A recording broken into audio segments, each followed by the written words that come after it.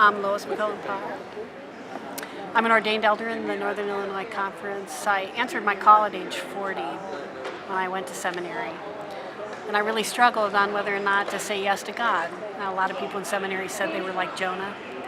And I know I was not the only one who felt that way. For me, it was a particularly difficult decision because, as somebody who identifies as bisexual and queer, I wasn't sure if joining the ordination track was the right decision for me. When I was really grieved about my church, the church that taught me everything I knew about God and that loved me when I was a little kid growing up in the church. But the thing that I learned growing up in the church about the United Methodist Church is that if you want to change things, this is a church that can hold that. Because this is a church that has known the truth of the constant revelation of God. That the revelation of God doesn't end at the last word from the revelation of John, but that God is revealed in the lives of people we meet along the way. And that this continuing revelation of God that goes beyond the sacred word happens in sacred lives. And so for me, learning that the continuing revelation of God can help us to keep the gospel new in every generation was a place where I could locate myself in answering a call, responding to a call to say yes to God. That I want to be part of preaching a good word in a new day.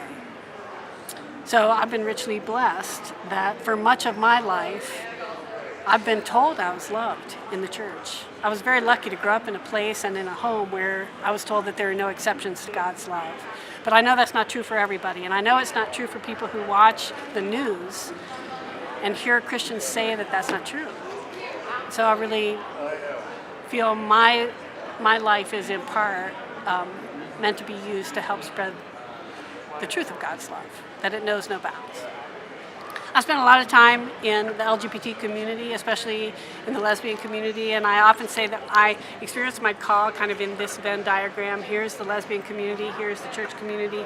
Both of these were hugely positive and wonderful and life-giving experiences for me, and the overlap of them was a very dangerous and damaging place.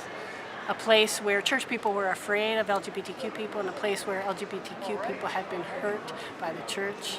And I saw my call, I heard my call in the middle of that Venn diagram. I heard my call in this intersection in my life, this place where I felt called to help heal homophobia and help, if I could be an instrument for healing for those who've been harmed by the church. So I've tried to say yes to that call. And I just keep saying yes, because God has said yes to me a long, long time ago.